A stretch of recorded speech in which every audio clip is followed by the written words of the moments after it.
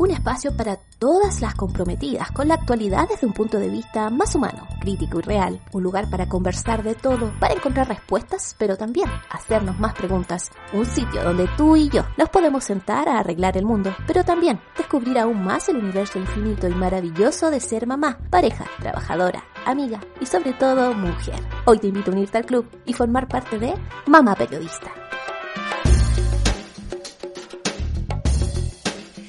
Hola, bienvenidos a un nuevo episodio, a un nuevo capítulo de Mamá Periodista, el capítulo número 13 de esta temporada 2020, un capítulo que hacemos en tiempos de cuarentena, en tiempos de coronavirus, donde seguimos en aislamiento social, así que con una realidad bastante diferente a la que teníamos antes. Y en base a esto es que inspiramos el episodio del día de hoy, lo inspiramos en una realidad que están viviendo muchas mamás probablemente, y es el que tiene relación con estos ataques de ira, estos ataques de ansiedad, esta molestia intensa que sentimos con nuestros hijos alrededor, con nuestros hijos que lloran, que gritan, que piden, demandan y que nos superan, que nos llevan al límite y que en ocasiones termina con estos ataques de rabia, con estos ataques de ira y sobre todo con mucho malestar.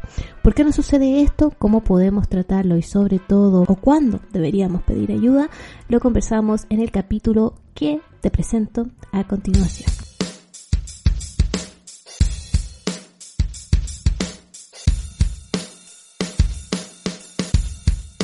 Como les venía adelantando, el día de hoy vamos a estar con una especialista que nos va a ayudar a controlar estos momentos de ira, estos momentos de rabia, estos momentos en que nos salimos de nuestras casillas porque no sabemos cómo manejar nuestras emociones. Y para ayudarnos a esto tenemos a Ania Vivas.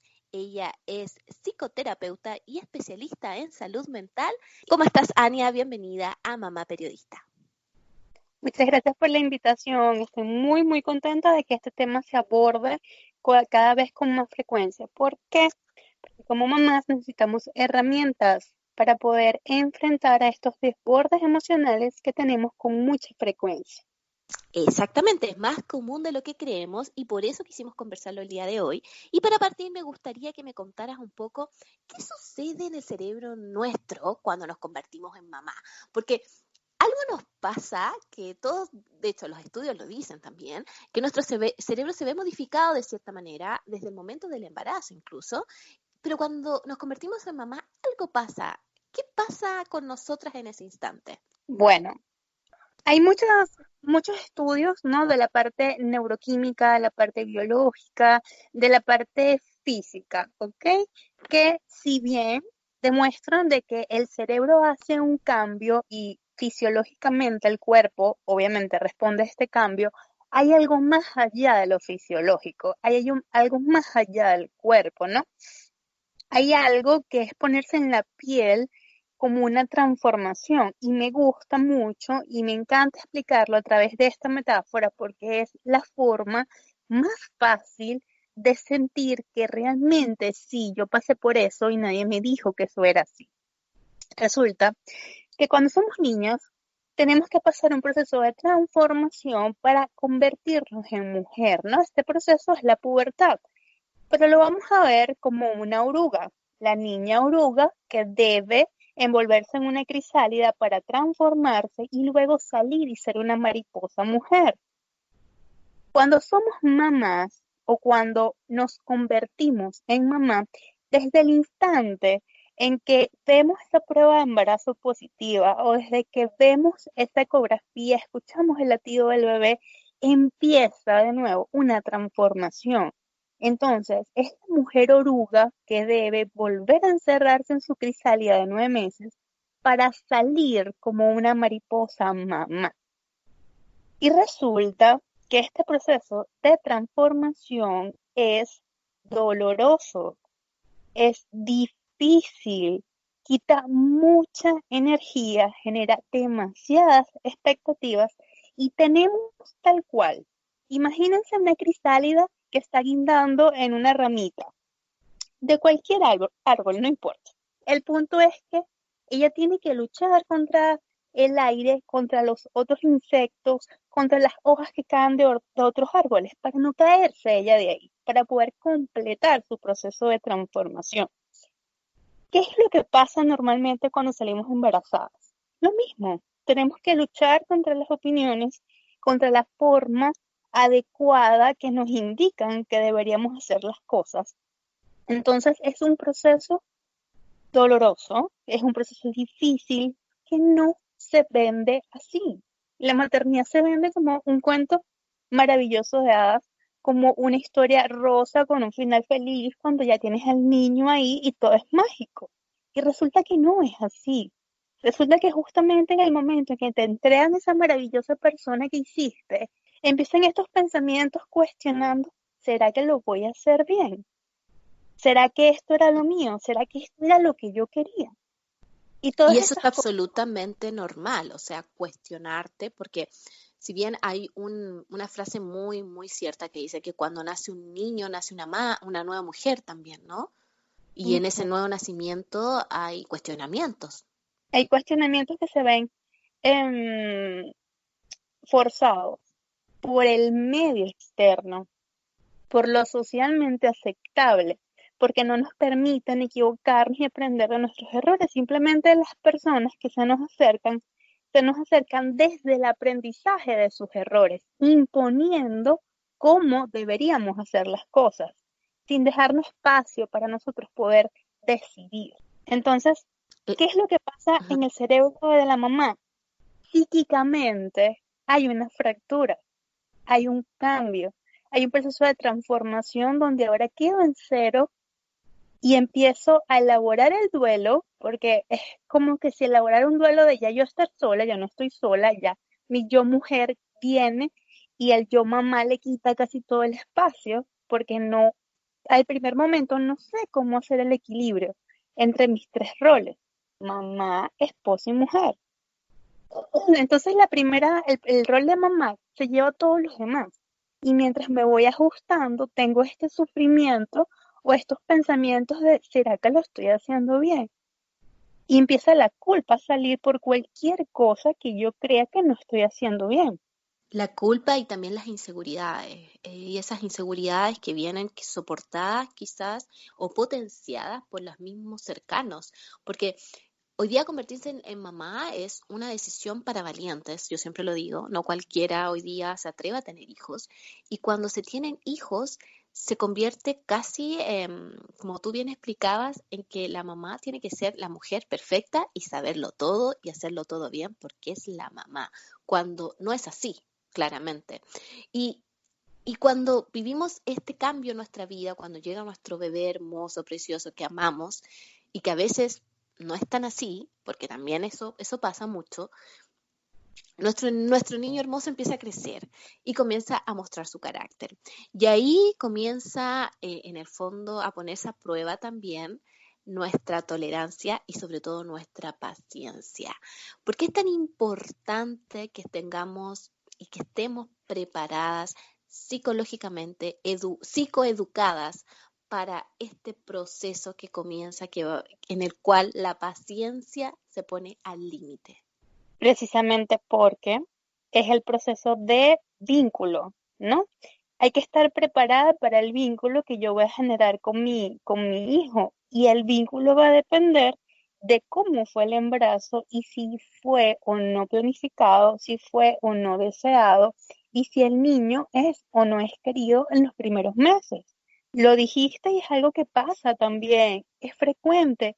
Hay mamás que simplemente no planificaron el embarazo, pero lo deseaban y el vínculo es fácil. Hay mamás que no planificaron, no lo deseaban, pero lo quieren cuando nace. Y los casos más difíciles donde planifican, no lo desean y no lo quieren. ¿Qué ocurre cuando llevan muchos años de casado? El esposo insiste, tienen un matrimonio de muchos años y se supone que ya deben ser mamás. Exacto. Entonces, ¿cómo yo genero un vínculo saludable con mi hijo para poder tener la paciencia que necesito para poder abordar, afrontar todos los cambios que ocurren, por lo menos los 2 primeros años del niño? Ujú. Entonces, no es tan fácil solamente preguntar qué es lo que pasa con nosotros esos 2 años, porque la respuesta nos va a llevar atrás. Lo deseaste, lo planificaste, lo querías. O sea, realmente en este momento ves a tu hijo y puedes decir lo amo. Te voy a comentar o voy a sacar a relucir casos que son de mi área. Yo soy médico y manejo casos que no son tan fáciles porque las mamás que están tranquilas conectadas con su maternidad normalmente se sienten bien y no tienden a buscar tanta información o acudir a un especialista. Pero el target que está investigando porque se siente con cierta incomodidad no entiende por qué se siente así. Y el origen de eso es cómo fue mi embarazo, cómo viví mi embarazo para poder proyectar cómo será el vínculo y poder proyectar qué tanta paciencia vas a tener con ese niño. Es un niño que estuvo dentro de ti, es un niño que estuvo dependiendo completamente de ti durante el primer año de vida y es un niño que va a empezar a tener cambios propios de su edad, una maduración neurológica que es difícil de entender cuando no estás documentada y cuando no puedes controlar tus propias emociones. Y ese control de emociones, hay mujeres que estamos predispuestas a quizás manejar mejor o peor ese tipo de emociones que cuando tenemos niños ya, como tú bien explicas, llegados los 2 años, comienzan a poner al límite nuestro carácter, ¿no? ¿Existe algún tipo de tendencia? Quizá hay mamás que tienen mayor tendencia o menor tendencia a ser más agresiva o a tener menos paciencia. ¿Existe algún patrón que se repita? Sí hay. Laura Goodman, en su libro Encuentro con tu propia sombra, ella habla sobre la sombra de la maternidad. Cada vez que somos mamás, con cada hijo, tenemos conexión con nuestras huellas traumáticas de la infancia. Entonces, el niño va a movilizar nuestra oscuridad o nuestra parte oscura. La sombra, según Jung, es todo aquello que no eres capaz de saber que lo puedes hacer hasta que pasa. Y en la oscuridad están las cosas que no son tan agradables. Entonces, depende de cómo fue mi proceso de crianza, depende de cómo fue mi vínculo durante el embarazo y depende de mis expectativas, porque puedo tener expectativas completamente irreales con mi crianza con este niño que tiene 1 año, que tiene 2 años. Yo espero que él haga cosas que no hace y yo me frustro. Y empiezo a conectar como que si fuese un collar de perlas. Cada evento me va a conectar con otra cosa y todo eso tiene que ver con algo mío, producto de cómo me vinculé yo con mis papás en mi infancia y cómo yo acepto poder abrir esas heridas y empezar a sanar al ritmo que me conecto con mi maternidad. Entonces, ¿hay unas mamás más o menos predispuestas al manejo emocional? Sí, va a depender de su historia de vida. Hay mamás que aunque tengan historias similares de traumas infantiles, una maneje mejor su parte emocional que otra. Sí. ¿Por qué? ¿Qué tanto tiempo tardaste o cuándo empezaste a sanar? Esa es la pregunta. Qué importante lo que dices, porque al final es inevitable que como tú ahora que lo cuentas, una también se va a su propia historia, ¿no? Y, y claro, al final uno cuando te llevan al límite, tiendes a comportarte muy similar a como tu mamá se comportó contigo y no te das cuenta hasta un par de minutos después que dice, oye, estoy haciendo lo que mi mamá hacía conmigo. A ese nivel de fuerte y de predominante es cómo tratamos a nuestros hijos cuando llegamos al límite, ¿no?